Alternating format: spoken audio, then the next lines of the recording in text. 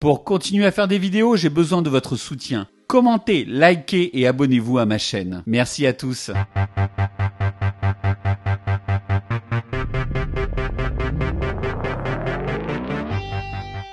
Je vous propose aujourd'hui de prendre une machine à remonter le temps avec ma nouvelle émission Millésime. Ainsi, régulièrement, je reviendrai sur une année de cinéma par le biais de mes films préférés, sortis pendant cette période en France.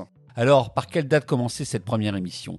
Ce sera tout simplement 1984, un petit clin d'œil au monument de la science-fiction de George Orwell. Voici mes 5 coups de cœur de l'année 1984 pour le cinéma français. Dans la prochaine émission Millésime, ce seront 5 longs métrages étrangers qui seront choisis pour l'année 1984. Commençons cette sélection de films qui sent bon le camembert avec Rue Barbare, un film de banlieue revu à la sauce Mad Max et les guerriers de la nuit de Walter Hill. On est dans une ambiance post-apocalyptique dans cette série B, aussi mal aimable que contestataire, un vrai plaisir. Rue Barbare, ce sont les années 80, ce sont ces punks, ce sont ces parkings abandonnés.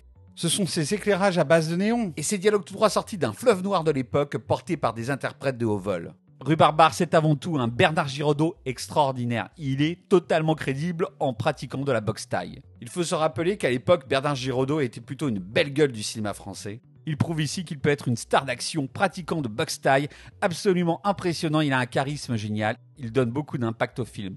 Mais face à lui, il lui fallait un méchant. Et c'est Bernard-Pierre Donadieu, il est vraiment étonnant dans le film avec son costume. Il est effrayant et pathétique à la fois, en chef de bande, sorte de dictateur d'opérette, complètement pervers et capable des pires actions. Le tout est porté par une très belle lumière de Jean-François Robin et la musique rock de Bernard Lavilliers. Si vous aimez les films qui ressemblent à des BD des années 80, qui ont un ton pas forcément réaliste mais qui portent quand même un message social, et qui font preuve d'un formalisme exacerbé, vous aimerez forcément Rue Barbare, une putain de série B badass à voir ou à revoir.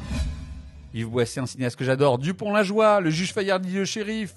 Il faut savoir qu'à la fin des années 70, Yves Boisset préparait un film sur la France-Afrique qui déplaisait à la droite d'alors. Il se dit qu'à partir de 1981, et grâce à l'arrivée de la gauche, les choses vont changer. Malheureusement, le projet tombe à l'eau car ça déplaît à l'Élysée. Il s'attaque alors à l'adaptation du livre Canicule de Jean Vautrin, avec l'aide de Michel Audiard. À noter que l'écrivain Jean Vautrin était également scénariste pour le cinéma, et que c'est lui qui a adapté le livre Street of the Lost de David Godis, qui donna le film Rue Barbare. Comme ça, la boucle est bouclée. Vraiment, Yves Boisset est un excellent réalisateur, il utilise magnifiquement le scope dans le film. J'aime aussi Canicule, lorsque le réalisateur pousse très loin le tableau acide de la société rurale française. On se rappelle de Victor Lanoux et de Jean Carmé qui sont totalement odieux dans le film. On a également une très bonne Miu Miu, complètement emprisonnée entre ces deux porcs, qui essaie de s'en sortir grâce à Lee Marvin et qui trouve l'une de ses meilleures interprétations. À la fois polar, conte philosophique et drame rural, Canicule ne ressemble à aucun autre film et c'est pour ça que je vous le recommande. Autre film que j'ai envie de vous faire découvrir de l'époque et qui a complètement disparu, c'est La Diagonale du Fou avec Michel Piccoli. Le scénario du film s'inspire de l'affrontement qui a eu lieu au crépuscule des années 70 entre le soviétique Anatoly Karpov et Viktor Kortchnoi. La Diagonale du Fou est un thriller politique à redécouvrir absolument qui a reçu le prix Louis Deluc en 1984, l'Oscar du meilleur film en langue étrangère aussi la même année, et le César de la meilleure première œuvre. Et pourtant son réalisateur Richard Dembo ne fit plus parler de lui sur les écrans après. C'est vraiment une œuvre à découvrir, c'est une excellente allégorie sur l'affrontement entre le bloc de l'Est et le bloc de l'Ouest. C'est super bien interprété, c'est bien réalisé, on est vraiment scotché par les parties d'échecs. Je vous invite donc à redécouvrir La Diagonale du Fou, réalisée par Richard Dembo. Enfin, j'ai sélectionné comme comédie pour cette année-là, Marche à l'ombre. J'aurais pu parler de Ripou qui avait été l'un des plus grands succès de 1984. Mais je trouve que le film a mal vieilli et ressemble à un téléfilm. J'ai préféré vous parler de Michel Blanc qui est pour moi le plus doué du Splendide et qui signe avec Marche à l'ombre un énorme succès pour l'époque, plus de 6 millions de spectateurs. Les répliques fusent, c'est hyper efficace, chaque vanne est vraiment bien écrite. C'est vraiment un plaisir au niveau des dialogues, surtout que Blanc soigne aussi l'image avec un très beau cinémascope. Pour moi, la force de Marche à l'ombre, c'est que Michel Blanc avait gardé la forme d'humour du Splendide, mais ici, elle est beaucoup plus travaillée. Chaque personnage est extrêmement bien caractérisé, et c'est un vrai plaisir. C'est l'une de mes comédies préférées, parce que c'est une comédie sociale, parce que c'est une comédie bien écrite, un film culte à revoir absolument.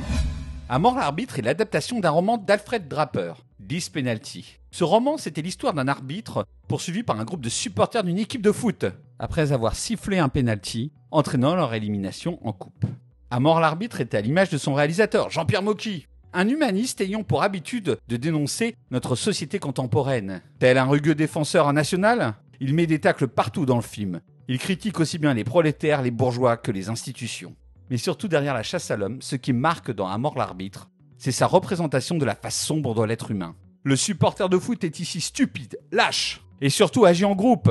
En effet, dans la foule se développe un sentiment d'impunité qui fait que la violence ne connaît plus de limites. À mort l'arbitre aurait été tourné en grande partie à Rouen. Les dédales du centre Saint-Sauveur sont très bien utilisés dans le film. On a vraiment l'impression dans cette chasse à l'homme de retrouver un film de Romero. En effet, la banlieue déshumanisée rouennaise rappelle sans équivoque le supermarché de zombies. Enfin, le film est à voir par la prestation unique de Serrault. S'il interprète de façon plutôt grotesque son personnage au début du film, son jeu devient de plus en plus sobre au fur et à mesure que la chasse à l'homme est lancée. Son personnage qui passe du beauf à brevet de bière au psychopathe manipulateur est vraiment le moteur de ce film.